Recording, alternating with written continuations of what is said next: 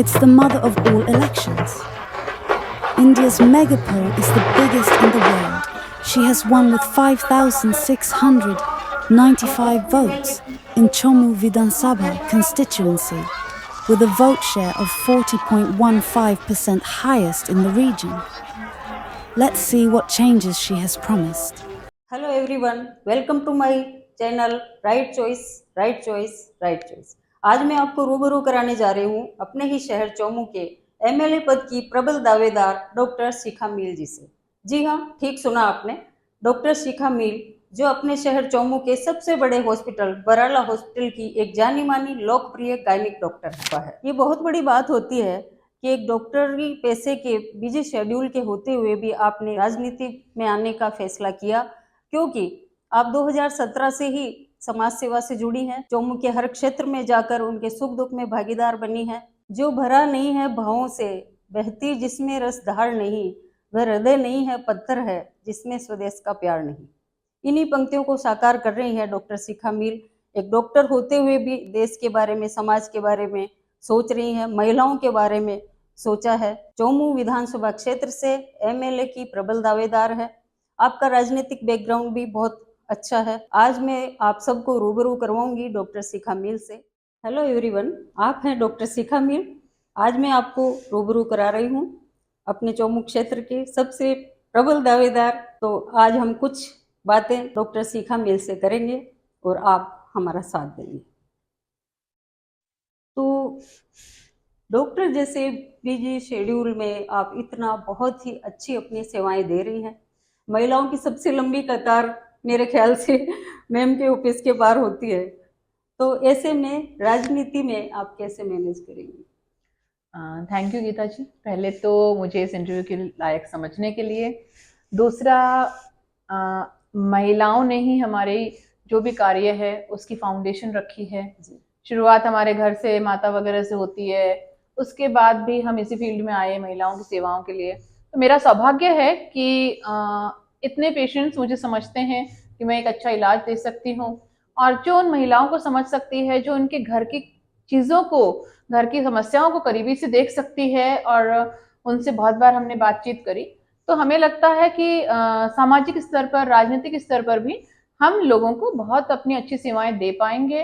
और जितना हमने समाज में घूमकर लोगों से उनको जानकर ये सब देखा, तो डेफिनेटली हमारा बेस्ट करेंगे राजनीतिक सेवाओं में भी।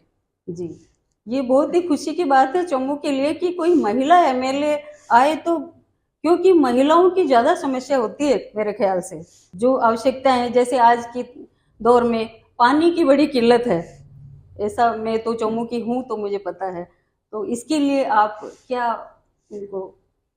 देखिए, जल ही जीवन है। पानी ऐसी चीज है, कोई ऐसा एज बार नहीं है जिसे पानी नहीं चाहिए, कोई ऐसा सामाजिक स्तर नहीं है जिसे पानी नहीं चाहिए। और उसी पानी की अगर कमी होगी तो क्षेत्र का विकास वहीं रुक जाएगा। और जो कृषि प्रधान क्षेत्र होता है वो तो पूरी तरह से ही अपना पानी पर, क्योंकि पशुधन हुआ, कृषि हुआ, वो सब पानी पर डिपेंडेंट होता है। तो उसके लिए हम लोगों ने एक मुहिम शुरू की है, चिट्ठी अभियान। क्योंकि देखिए, ऐसा है कि रोज हम सभाएं नहीं कर सकते हैं, रोज हम धरने नहीं दे सकते हैं, क्योंकि लोग कामकाजी होते हैं, वो जाकर धरने पे कितने लोग कितने दिन तक बैठे रहेंगे। तो हमने चिट्ठी अभियान शुरू किया, जिसमें हम सीएम साहब और पीएम साहब को हर घर से हर जना चिट्ठी लिख रहा है कि हमें हमारे क्षेत्र में सिंचाई के पानी और पेयजल की समस्या, और आप इसका समाधान करें। अपना चोमू क्षेत्र मतलब सब्जियों के लिए पूरे भारत में प्रसिद्ध है, इतना हरा भरा क्षेत्र है।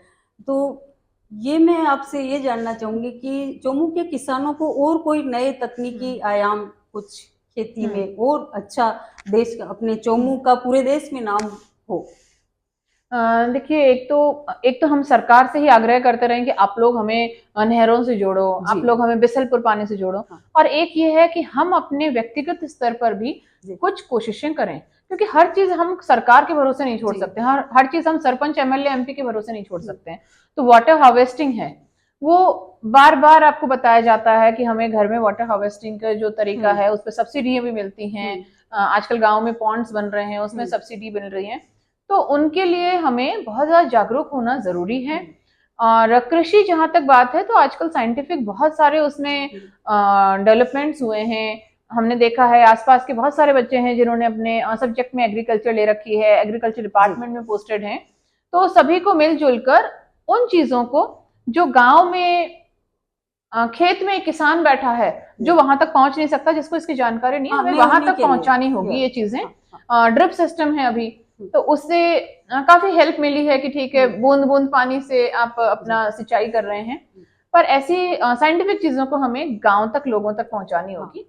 तो पानी जितना भी है उसमें काम चला ही रहे हैं, और नहर के द्वारा पानी आता है तो सोने पर सुहागा है। कई ऐसे गांव आज भी चोमू के आसपास के ऐसे हैं जिनमें आने जाने का सार्वजनिक कोई वाहन नहीं है।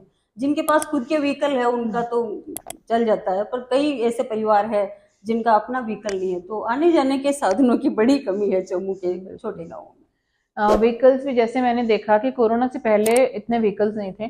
कोरोना में जब सब कुछ पब्लिक ट्रांसपोर्ट बंद हो गया तो लोगों के पास व्हीकल्स भी बढ़े, पर इकोनॉमिक मार भी झेलनी पड़ती है। और बहुत सारे गांव के बच्चे हैं जो इंटीरियर से हाईवे पे जो स्थित गांव हैं या फिर कस्बे हैं वहां पर आके पढ़ने के लिए उन्हें आना जाना पड़ता है। लड़कियां भी हैं, तो ये प्रॉब्लम तो बिल्कुल जनता फेस कर रही है। अगर आती भी है तो सरकारी बस या प्राइवेट बस, कोई एक बस है सुबह आ रही है, दिन में एक बार जा रही है, एक बार मिस हो गई 1 मिनट 2 मिनट। हम बहुत बार रास्तों में जाते हैं तो हमें छोटे छोटे बच्चों को, सामान को लेकर लोग जा रहे होते हैं कि हमारी 2 मिनट से बस मिस हो गई। तो पब्लिक ट्रांसपोर्ट हमारा मुद्दा रहेगा कि हम उसको किस तरीके से बेटर कर पाएं।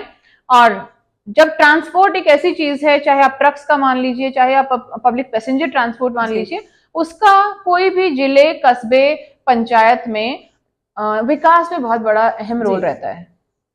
वेरी गुड, ये आपने इतना कुछ सोच रखा है। ये बहुत ही ज्वलंत समस्या है। कई लेडीज, बूढ़ी औरतें पैदल जा रही होती है। बिल्कुल।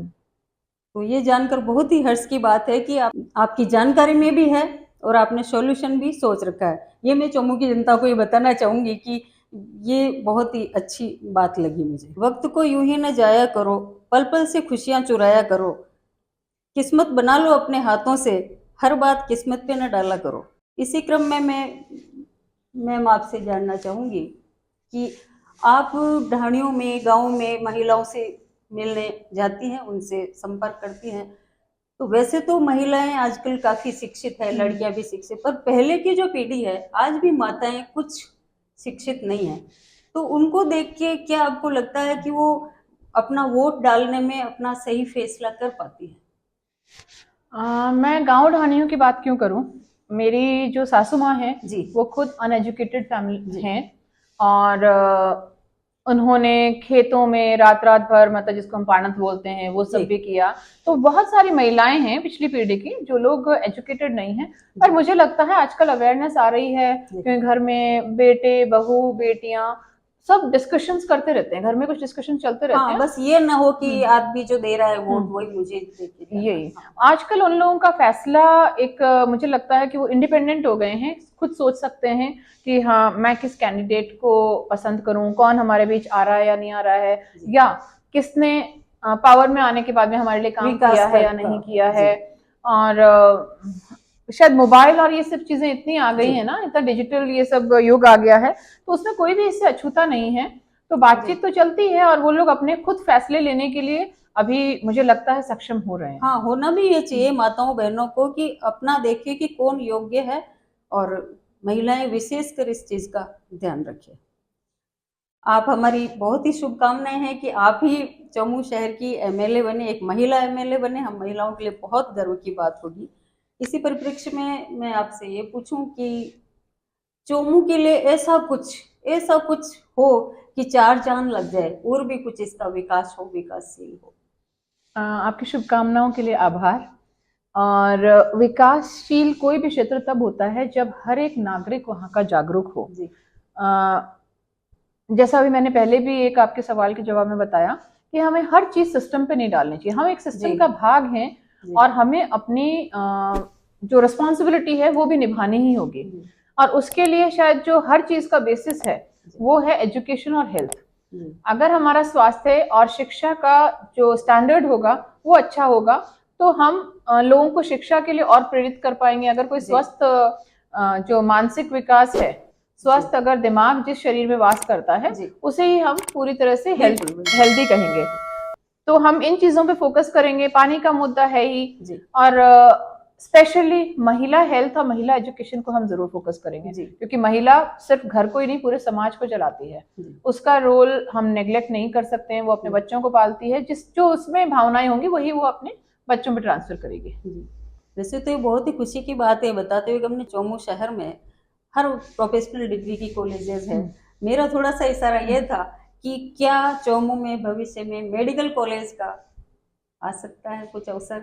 चौमू डिजर्व करता है कि उसे जी। एक मेडिकल कॉलेज बिल्कुल मिले। डिजर्व करता है, इसलिए बिल्कुल। पूछा मैंने। अभी चौमू को एक मेडिसिटी की उपाधि देना कोई एग्जेजरेशन नहीं होगा जी। क्योंकि यहाँ पर हम लोग जो कैटर कर रहे हैं, कहाँ कहाँ से मरीज आ रहे हैं, वहाँ सिंघाना, नारनौल, जी। हरियाणा तक से, इधर टोंक जी। से, इधर अलवर, थानागाजी से, तो चारों तरफ हम 200-250 किलोमीटर के रेडियस को हम कैटर कर रहे हैं।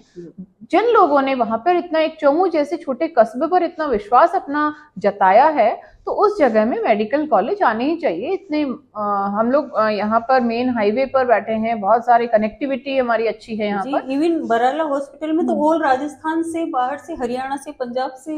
बिल्कुल, मुझे खुशी होती है जब लोग हमें कहते हैं कि आप लोग तो एक मिनी SMS जी। तो वो वही चीज हम चाहेंगे कि आगे जाए। भले ही वो प्राइवेट मेडिकल कॉलेज है, भले ही वो सरकारी मेडिकल कॉलेज है, पर मेडिकल कॉलेज यहाँ पर ये एरिया डिजर्व करता है।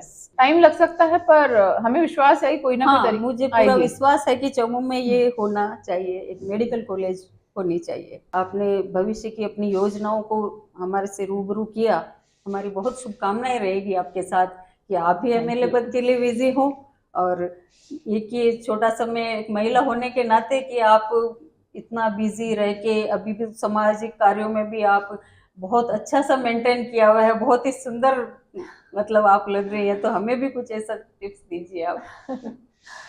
बस मन खुश रखें, सकारात्मक रहें, मेहनत करते रहें जी। मेरे ख्याल से यही फंडा है। फैमिली ने भी हमेशा इसी चीज को प्रमोट किया है और हम भी यही सोच के चलते हैं कि कोई भी नेगेटिविटी के साथ हम ना ही तो मानसिक तौर पर खुश रह सकते हैं, ना ही हम शारीरिक तौर पे हेल्दी रह सकते हैं, क्योंकि हेल्थ की जो डेफिनेशन है वो सामाजिक, शारीरिक और मानसिक स्वास्थ्य को गिनती है जी। तो सकारात्मक रहें, वही एक दूसरों की आलोचना भी करते रहने से आपकी नेगेटिविटी, तो आपको देख के बहुत ही हमें पॉजिटिविटी का एहसास हो रहा है। और मेरे ख्याल से जो भी इस वीडियो को देखेगा, मैम से बहुत प्रेरणा मिलेगी। और मेरी आपको बहुत बहुत शुभकामनाएं। हमें समय देने के लिए आपको बहुत बहुत धन्यवाद। आपका आभार। तो ये था शहर की सबसे बड़ी गायनिक डॉक्टर शिखा मील से मुलाकात, एवं चौमू विधानसभा क्षेत्र से MLA पद की प्रबल दावेदार डॉक्टर शिखा मील से साक्षात्कार की झलकियां।